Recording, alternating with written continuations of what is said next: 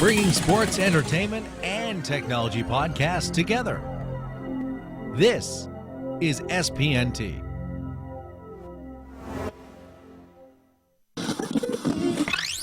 You're listening to the Who-Dey Weekly Podcast.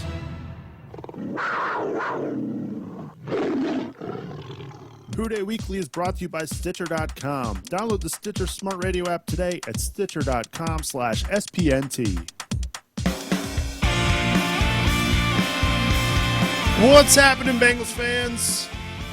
Nick Suberling here for Who-Dey Weekly. What a win for the Cincinnati Bengals on Sunday as they knock off the G-Men. 31-13.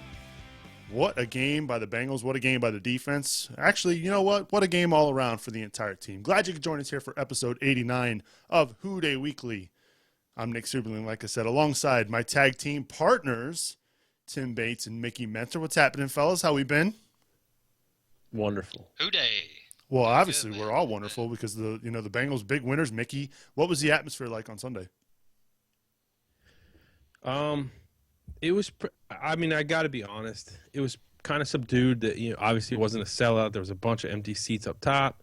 It was pretty cool how they started the game. I don't. Nick, you probably saw on TV. Local people didn't. They did like a what do they call it? Where they tape cards to your seat, so they tell you when to put the cards up, and it was like a thank you to the vets, which was pretty cool.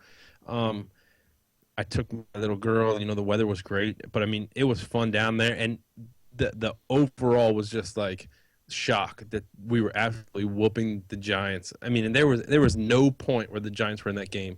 It was pretty awesome to see the Bengals come through like that. Tim, it's ironic that the Bengals decide to have their best performance at home this year in front of a non-sellout crowd. Well, that was a game we had to have. I really felt like we did anyway. And, it's kind of a statement game, too, against the defending champs. And we just laid it to them. And that was the team that I think all of us wanted to see and expected to see all year. And it's about time that they, got their act together and got it straightened out. But, it was just really awesome. Probably the best first 4 minutes of a game that I can remember, from the very get, we were all over them. All over them is 100% correct. The Bengals big winners, 31-13 against the Giants. Now they look ahead next week as they travel to Arrowhead Stadium to take on the Kansas City Chiefs. We'll preview that game a little bit later on. Before we do that, we'll also talk about what exactly went down on Sunday. We saw some guys with some of their best performances of the year. We saw a long punt return by Adam Pac-Man Jones. We saw Ray Maualuga probably play the best he's played all season, which is saying a lot. A.J. Green had a lot to say leading up to the game, and his words rang true. Had a huge performance, at least in the first half. Didn't do a whole lot in the second half, but still he broke the game open with his early touchdown. But we'd love to hear your thoughts. Email us at podcast@whodaysfans.com. Hit us up on the Twitter. I'm at Who-Dey Weekly. I'd love to hear your thoughts. And, hey, if you want to give us a call, that number 404-Who-Dey7. Leave us a voicemail. Or if we just happen to be recording this show tonight, you can talk to us live here on Who-Dey Weekly, episode 89. All right, Mickey, let's start with you. Since you were there, you saw it live. I think it was either the third or fourth play of the game. A.J. Green, nobody within 20 yards of him, it seemed, wide open for a touchdown. And that really got the ball rolling for the Bengals. Yeah, that's where we were sitting too, right in that corner where he ran to, and he caught that ball, I think about the 18, and had, he pretty much walked in. And I think, leading up to that game, his comments on the New York media, I think they were kind of blown out of proportion. Here's a young guy that he said what his coaches have been telling him, that their weakness is the secondary. He didn't even say it like, I'm going to burn them. I just don't think he's that type of guy. But they use it as bulletin board material. They even put an article about it in, the New York papers. And, to start the game exploiting what your best player said you were going to, it was awesome. And then, just to follow it up with how everyone played. I don't know. It was bittersweet to me, honestly, and we can touch on that more later. But it was just a great game to be at. What about you, Tim? What are your thoughts? The funny thing about that play was that it seemed like Green had to wait 2 or 3 seconds for the ball to come down, and during all that time, nobody even got close to him. So it was a awesome start to the game.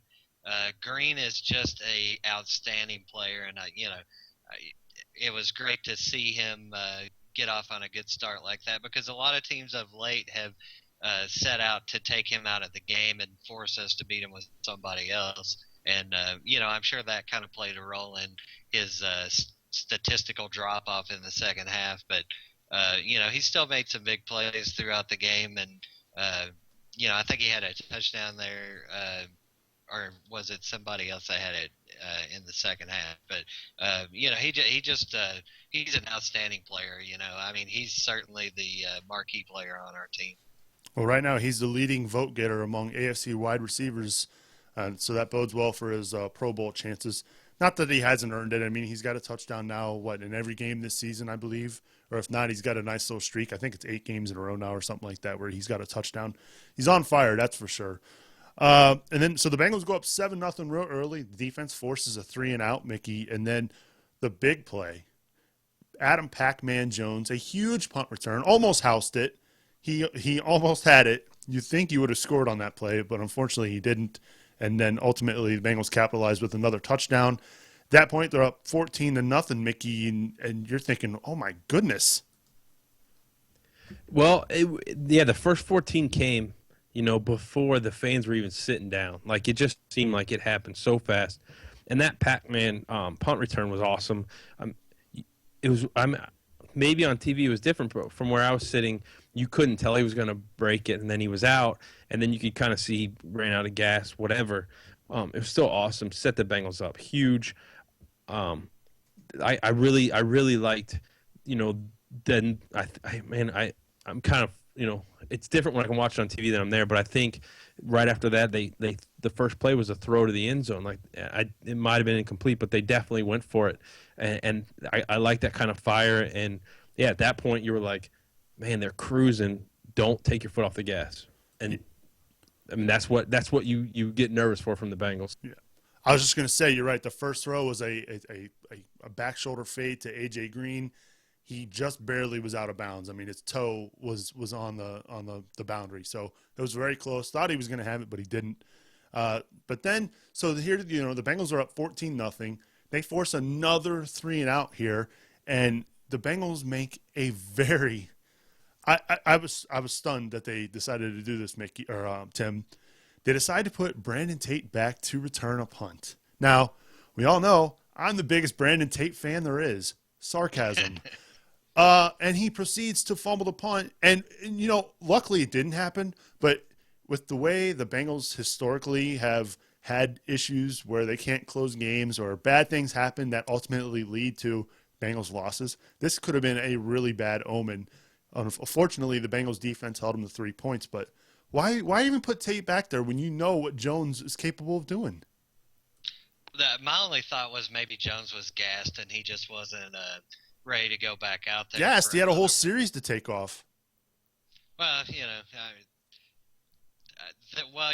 plays defense too, so he was out on the field for defense, and then, so I guess maybe he was just winded at the moment. But I don't know, whatever they were thinking, horrible idea, don't do it anymore, But the defense just came up big all throughout the game. Players that are normally, making mistakes all the time, like Pac-Man and even Terrence Newman, were making plays, and we even got to see a big fumble recovery from what's the guy's name, Gilberry? Yeah, Wallace Gilberry. Yeah, just like across the board, everybody playing great. And, and that really kept us in the game because, especially at that point, we're not very far into the game. We just turned it over. There's a Manning on the other sideline. It just spells disaster all over it. The defense came out and stepped up and held them to a field goal. We really shut down their running game. They got a touchdown late from Andre Brown. But other than that, we did a very good job against the run. And so I felt like the defense set out to bottle up Eli and, put him on his back. And, we really got after him, and I was very pleased to see that.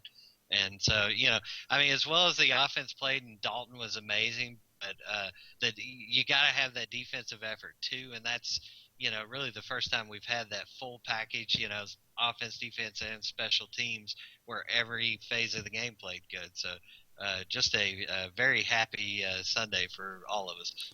Bengals with a 17-6 halftime lead, Mickey, and one thing that I was, and I'll let you get to your point here in a sec, but I wanted to bring up the fact that Pat Sims played, and here's a guy we hadn't seen him play all season, came off the PUP list this week, and you could tell the difference he made on the defensive line, not just from his presence, but what he allowed other guys to do in that rotation because they seemed a little more refreshed.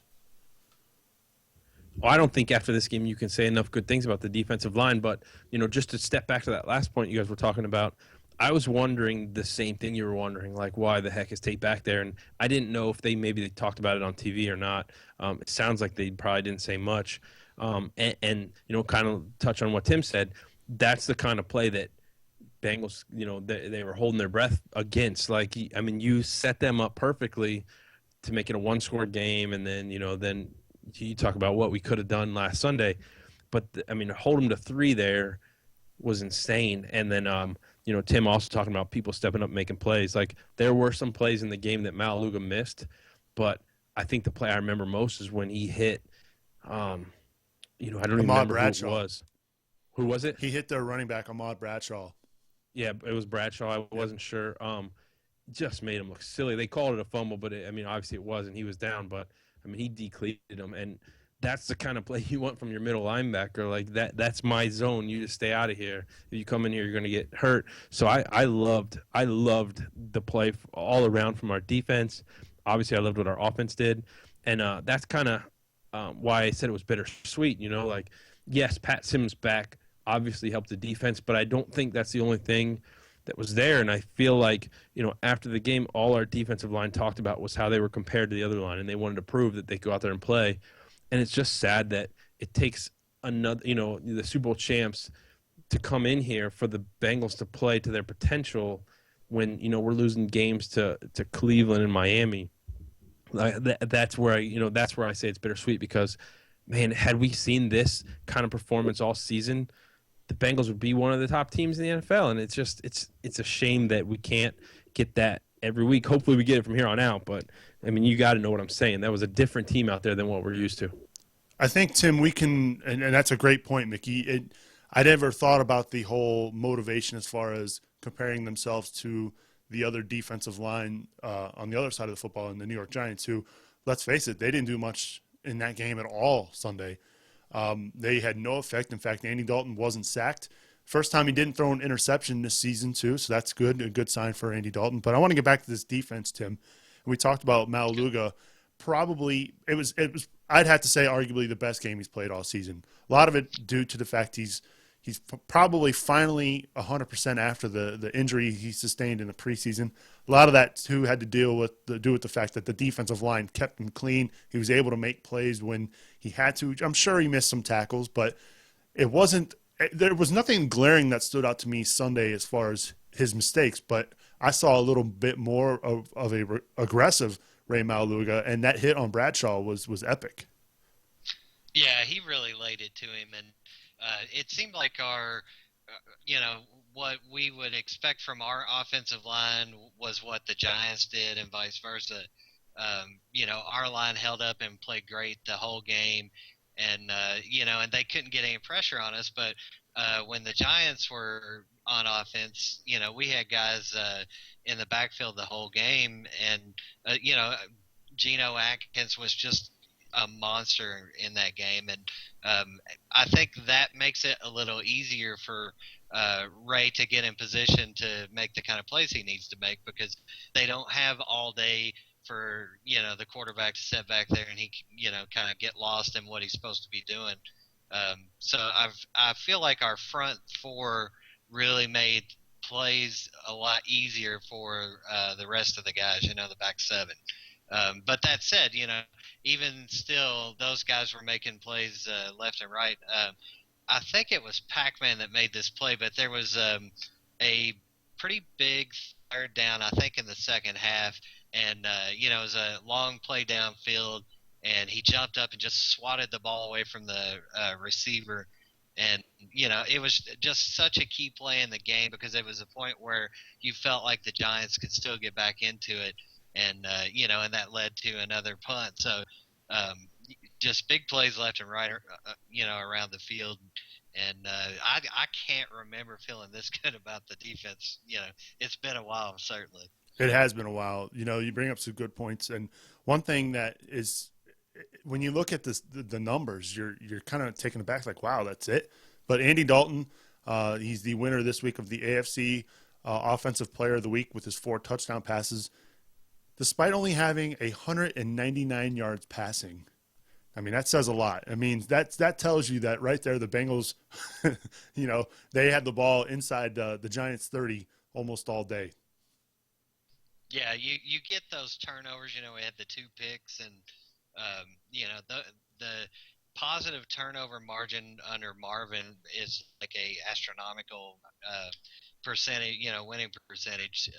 So we tend to always play good when we do good on the turnover battle, but certainly you get it inside, the 30-yard line, and it raises your chances, especially with a guy like AJ Green and Jermaine Gresham. We've got receivers that can go up and get the ball, and then we've got like Baby Hawk, who got that very awesome one-handed catch to get his touchdown. So I feel like we've got a lot of weapons, and if we don't get caught up spinning our wheels and trying to run the ball when it's not working, then sometimes the best running game is the passing game, and I felt like that was the case this week. All right, Mickey, here's your chance. Mohamed Sanu, touchdown catch. Come on, go ahead. I mean, I've been calling for it. Do it. Do I have to say it? I told you guys he had to be in there, and I'm sick of hearing, "Oh, you can't stretch the field." I honestly don't even know what that means. Like who on? I'm trying to think of another team is just stretching the field. Like who's got a great passing offense? Like they have 2 burners on both sides that are just catching 80-yard passes all day. Like it doesn't happen. The Bengals have a need for a guy like Hines Ward, Hushmanzada, someone that and you saw Sanu do it no better than on his touchdown catch. Put his body in between the quarterback and the defender and make the catch. He's a big dude. He's got great hands. He concentrates. It's awesome. And I'm glad that he finally got his shot. He was money on 3rd down and 4th down for one play. So, that's all. I'm so freaking excited that it happened this week.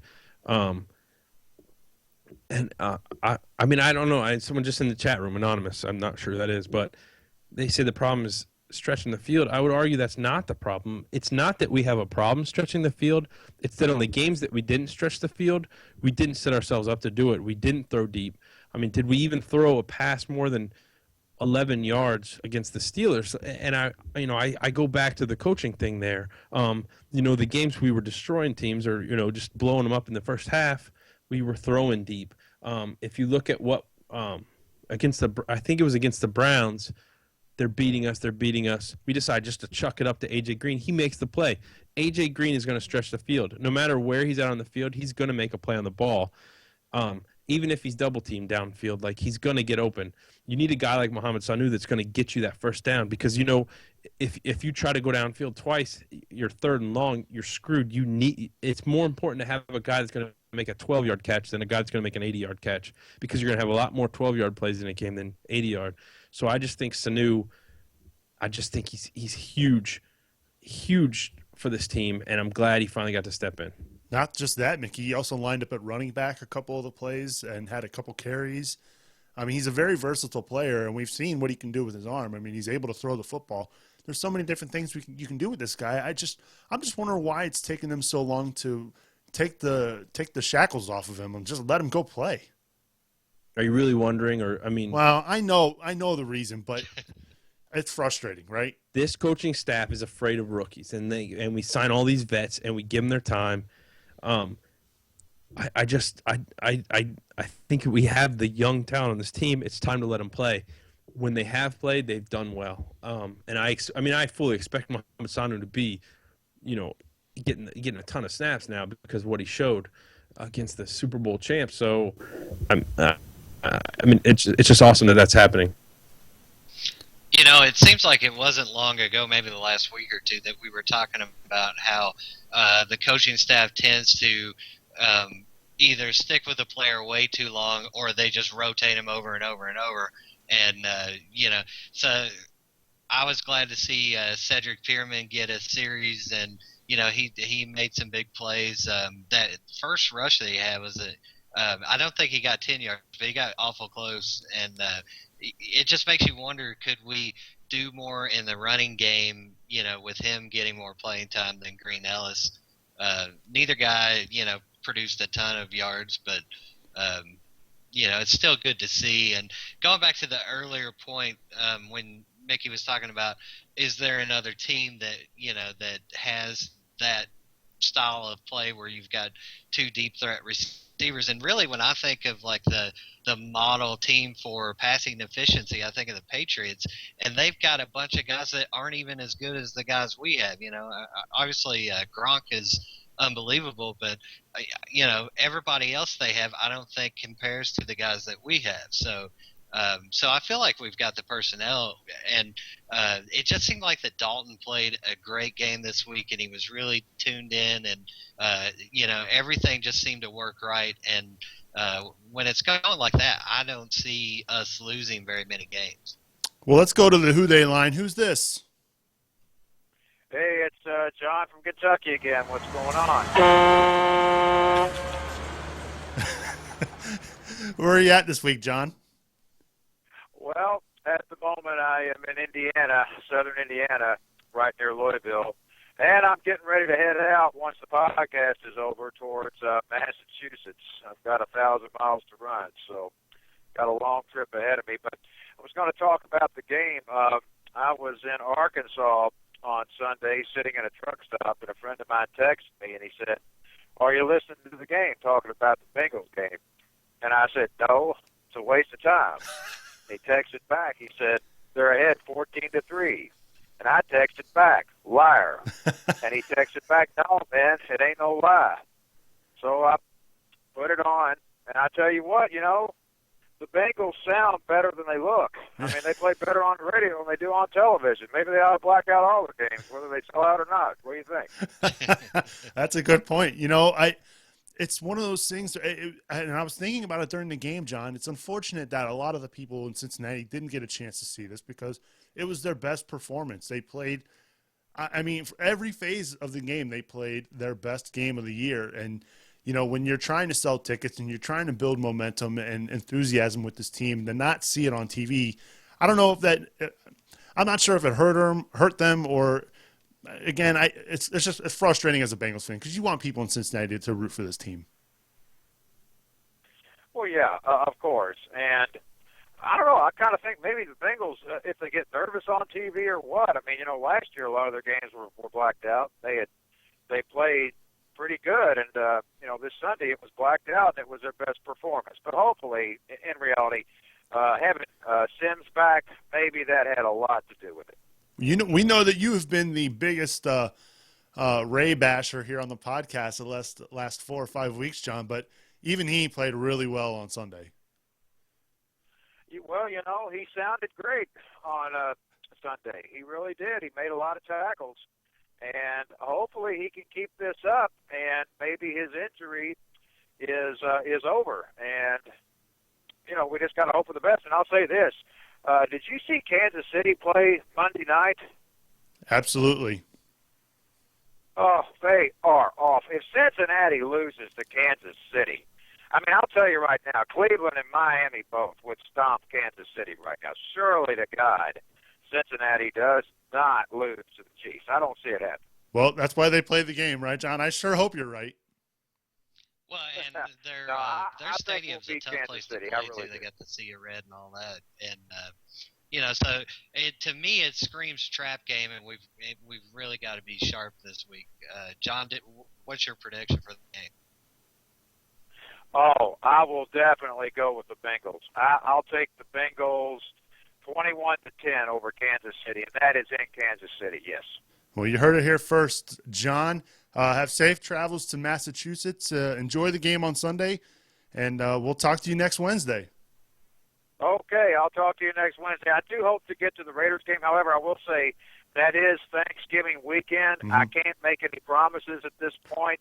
And like I said, I would hate to buy the last ticket and get them on TV and see them get beat. But I won't let that get in the way. If I can make it, I'm going to try to get there and beat you guys. Awesome. Very cool, John. Safe travels, and thanks for calling in. Who-Dey. Hey, Who-Dey, be careful. Who-Dey, be safe. That's John from Kentucky calling us each and every week. I love hearing his voice. So cool. Big Bengals fan. That is just fantastic. And you could hear it. You know, he didn't believe it at first either, guys, but when I'm sitting there watching the game live and you see 14-0, you're going, is this happening? Is this our team? The same team that played for 4 weeks in a row? Just awful football. Sunday was awesome. I'm glad that they got the win, get some momentum heading into the next couple of weeks, because we're going to look ahead to their schedule over the next few weeks. And I've got some bold predictions for this team coming up in just a bit. Just a reminder, don't forget to vote for us in the podcast awards. You have through November 15th. So we're recording this on Wednesday night, November 14th.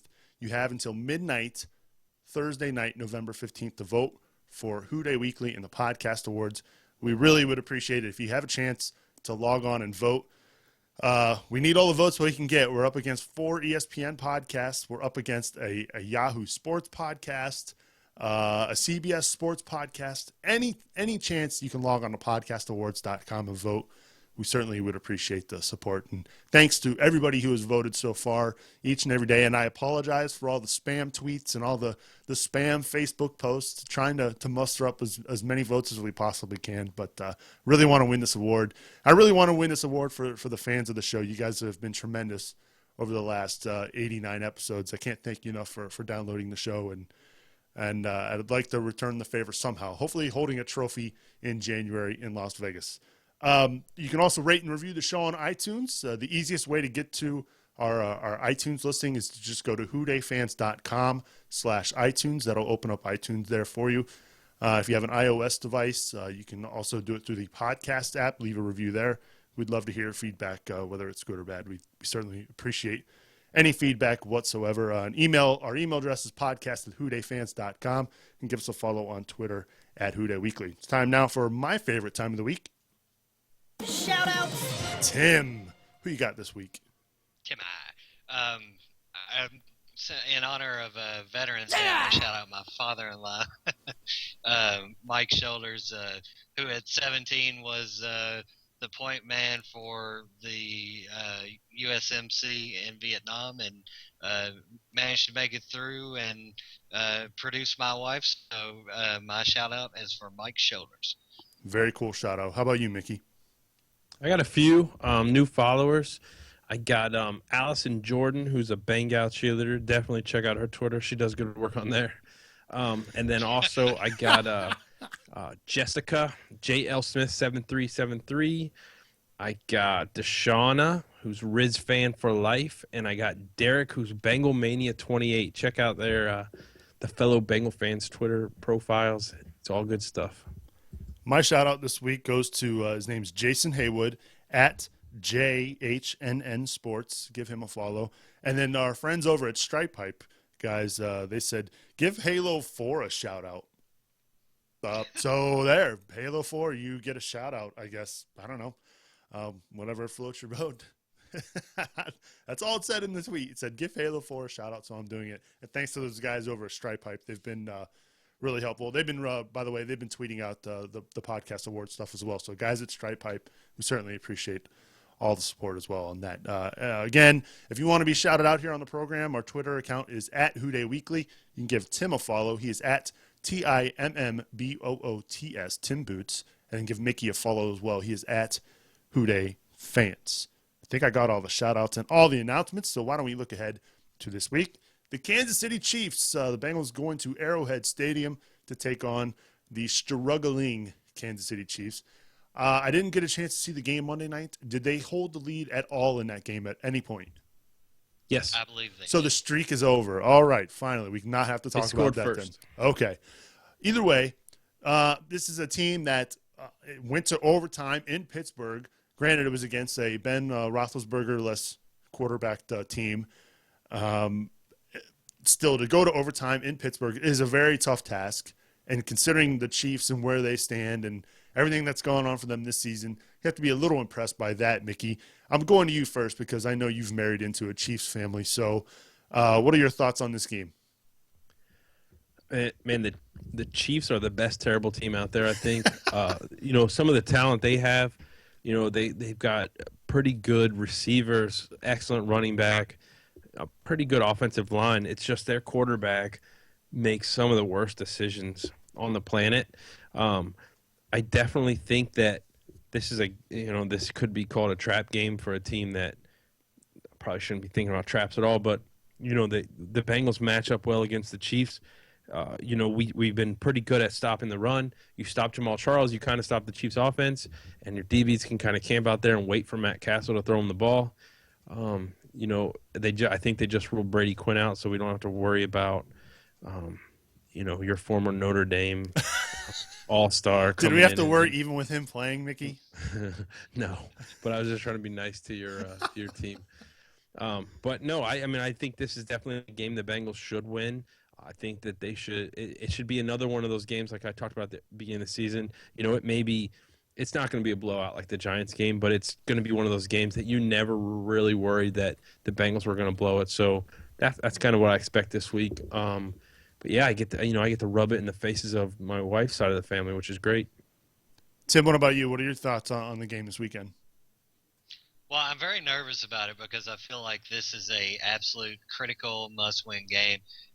Beating the Giants is very good for the self-esteem, but as far as conference tiebreakers, the in-conference games are very, very important, and we've already lost several of them. So we really can't afford to lose this game from that perspective.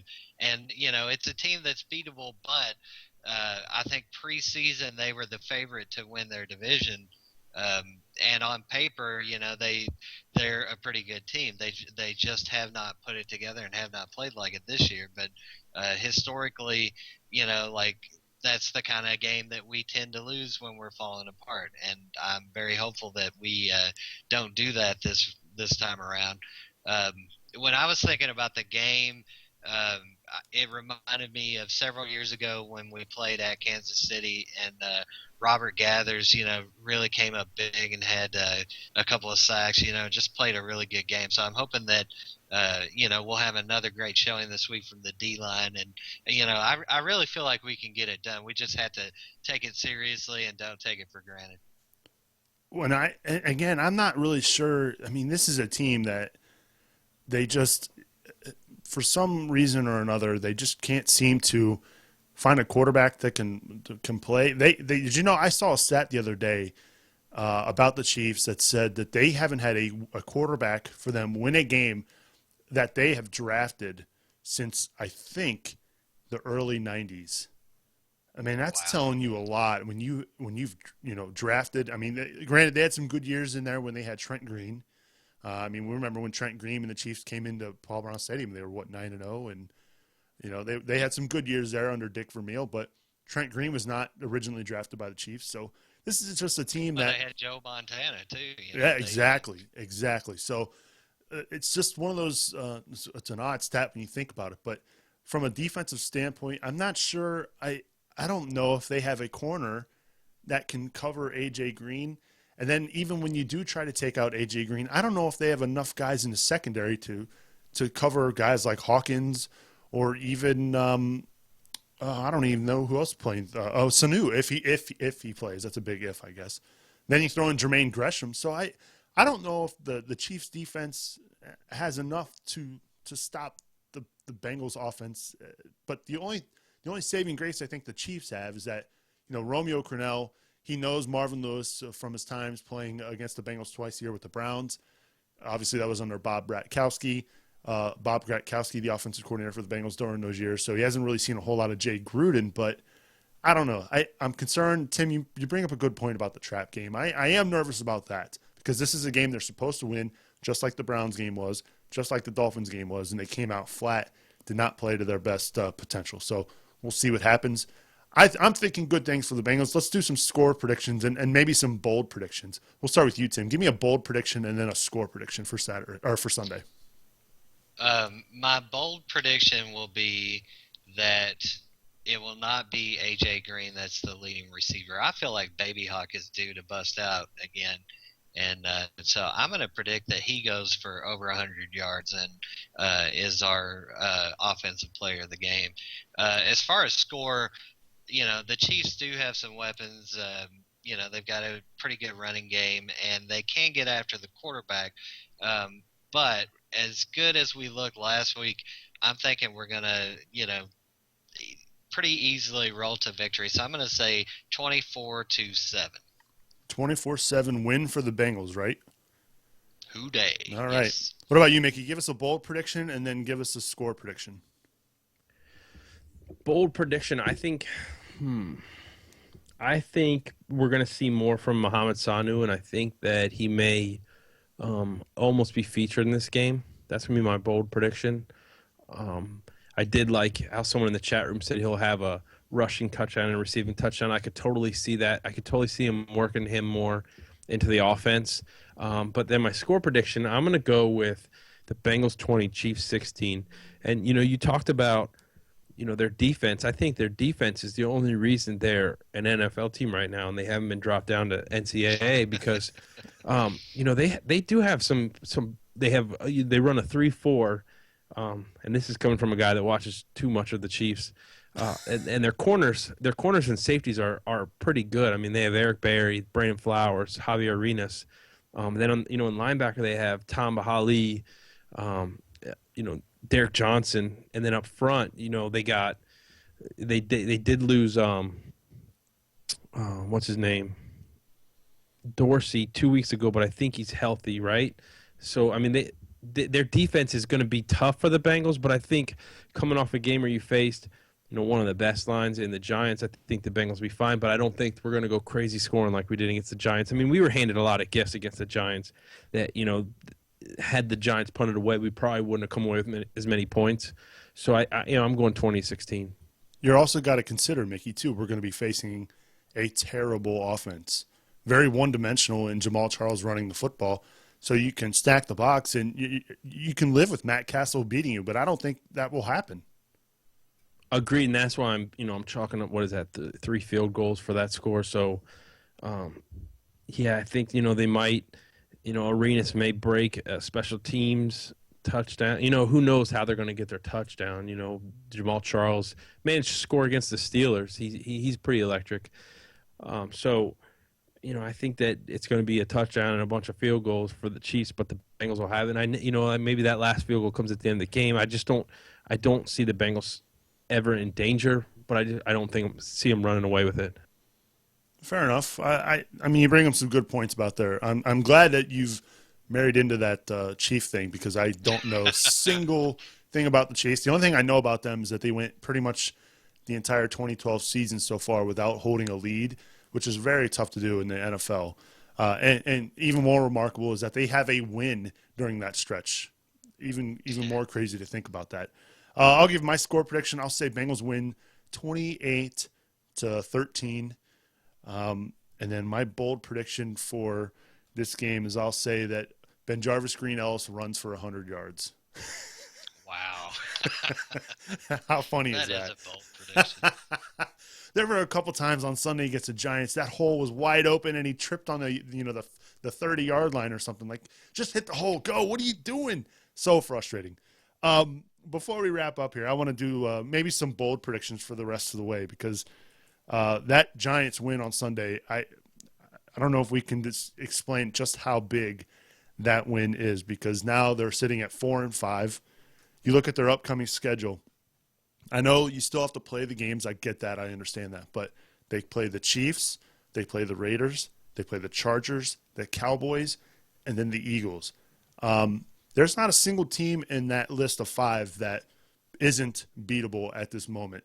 The Raiders aren't good. The Chargers lost to the Browns, so that tells you a lot. The Cowboys aren't great either. That game's at Paul Brown Stadium, and that game is a sellout. And, of course, you go to Philly on a Thursday night, and I'm making a bold prediction right now. They win the next 5 games. Anybody else want to take me up on that? Wow. I mean, we were talking about it before. I would be ecstatic if they could pull that off. They're going to win the next – I'm telling you, Tim, they're going to win the next 5 games. Book it, mark it down. Think of something crazy for me to do on the episode. Let's see, the week of December 20 – whatever. I can't do that math. I'm too slow. But it's before the Steelers game in Week 16. I'm telling you, they will win 5 games in a row. They're going to be sitting 9-5 heading into the Steelers game on December 23rd. Book it, mark it down. I'll do something crazy, something reasonable, but something crazy. But I'm telling you, I think they're going to win the next 5 games. Nobody else wants to take me up on that? Well, I've got an idea for what you could do if we lose one of those games. Then you've got to grow a Mickey beard for the rest of the season. It might not come through by the end of the season. Oh, that's not bad. That's not a bad idea. What's the chat room have to say about this? I think they're going to win the next 5 games. Nobody else in the chat room has that. I like the tattoo idea coming from the chat room. No, that's not happening. The game that get a nice little Who-Dey fans tattoo. Is the San Diego game. We're historically really bad going out west. Our pass D hasn't been great this year. San Diego's got some weapons in the passing game. Have you seen Phillip Rivers play this year, Tim? Well, I've got him on one of my fantasy teams, so that tells me a lot. But we did get burned by Brandon Whedon, so. I don't know, Tim. I'm going to go one step farther. I don't know that I'm going to guarantee the next 5 wins like you do, but I will add on to yours that if they do win the next 5 games, I would chalk up 6 because I don't think the Pittsburgh Steelers are that. So you're saying they're going to go on a 7-game winning streak? If the Bengals go on a run, win the next 5, I think that they'll handle the Steelers at Heinz Field. Which would mean that because they just are coming off a win against the Giants, that's a 7-game winning streak. Right. What would you do? I don't know. That'd be pretty awesome. I'd be up for a challenge. If they win 7 in a row, I'll do something pretty awesome. All of a sudden this podcast has become a very gambling centric podcast. Tim, would you do anything crazy if they won 7 or the next 5? Well, if we won 7, that would put us, probably almost lock us for the playoffs. That would be 10, and they'd be 10-5. I think I would do something crazy. I'm not quite sure how far I would go with it, but maybe I'd do orange and black hair for an episode or something. There you go. I'm sure we can come up with something. Look at the chat room. Boy, what one game can do. But it was a good game. They played their best game of the year, guys. I mean, the offense. I agree with the chat room. Like, I'm not calling the next, 6 games as a win. I'm saying if they do win the next 5, I'm chalking the 6th up as a win. I mean, if you go on a 5-game run and you go into Steelers, you're going to bust them up. So, yeah, it would change. It would change this team. I think it would change. Their swagger. It would change their confidence. The fans would be behind them. So, yeah, if they win the games that you think they're going to win, I have no doubt that they would beat the Steelers. Imagine how cocky we would be if we won that many games in a row. So mine's going to be I'll do the 7-game thing, and if we do that, I'll get the 67 logo tattoo. I've always thought about getting that. If I ever got a tattoo, that would be what I would get. So I'll just go ahead and throw that one down. All right, you heard it here first, folks. Tim's getting a tat if they win 7 games in a row. So they have to not lose up until the home finale against the Baltimore Ravens. I love in the chat room, Anonymous 6417 says, he says, here's my bold prediction. They will not lose to the Chiefs. Way to go on a limb there. I appreciate that. That's fantastic. And thanks for joining us in the chat room this week. So those are our bold predictions. We'd love to hear your thoughts. I know we went a little overboard tonight. I think they're going to win the next 5. That's my personal belief. I really think they can do it. I'd love to hear your thoughts, though. Podcast@whodayfans.com is the email. Send us your tweets, mocking us, laughing at us, whatever you want to do. We'd love to hear from you, though. Make sure you send us your feedback. Don't forget, we record this show every Wednesday night live at 9 o'clock Eastern Time at whodayfans.com/video. Stop by, check us out on camera. We've got an awesome chat room in here, lots of Bengals fans. We have a good time. Make sure you do that every Wednesday night at 9 o'clock Eastern Time. Fellas, I think that's going to do it. Mickey, thanks for sticking around with us tonight, and I appreciate you going on a limb with me. Yeah, I'm there. I have your fire. I mean, it was a great game to be at. It was a good performance. It was fun. I mean, that's when being a Bengals fan is fun. It was a fun game Sunday. Tim, I had to play this for you because it's been a while. You look all snazzy with your blue tie and you look like, honestly, if you didn't have the blue tie, Tim, your head would just look like it's hovering because of the lighting in your garage and the dark car behind you. That's funny. Anyway, thanks for joining us, and I appreciate you doing the podcast with us, and I'm looking forward to next weekend when we're down in Cincinnati for the Raiders game. Yeah, that's what I was just about to say. Is I'm excited. You know, it'll be the first regular season game I've been to since last year, so I'm excited to get out there and enjoy booing Palmer. Sorry, Mickey, but I'm going to do it, and hopefully we'll just put it to him. I can't wait to knock him around. It'll be a lot of fun. Yeah, we're gonna have to work out the specifics for that because that's gonna be a fun day. It's gonna be a lot of fun. Yeah. I'm looking forward to it. We'll work those out. And again, if you're going to the game, to the Raiders game, email us at podcast@whodayfans.com.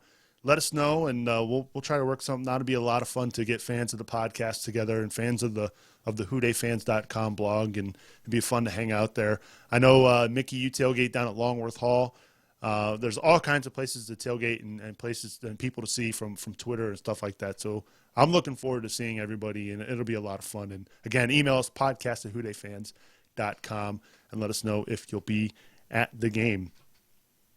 And that is going to do it for episode 89 of Who-Dey Weekly. Again, that email address, podcast@whodayfans.com. Give us a follow on Twitter @Who-Dey Weekly. Who-Dey Weekly is an SPNT production. For more information about our other podcasts, log on to spnt.tv. For my co-hosts, Mickey Menzer and Tim Bates, I'm Nick Struberling. We'll see you next week on Who-Dey Weekly. Who-Dey! Oh, yeah.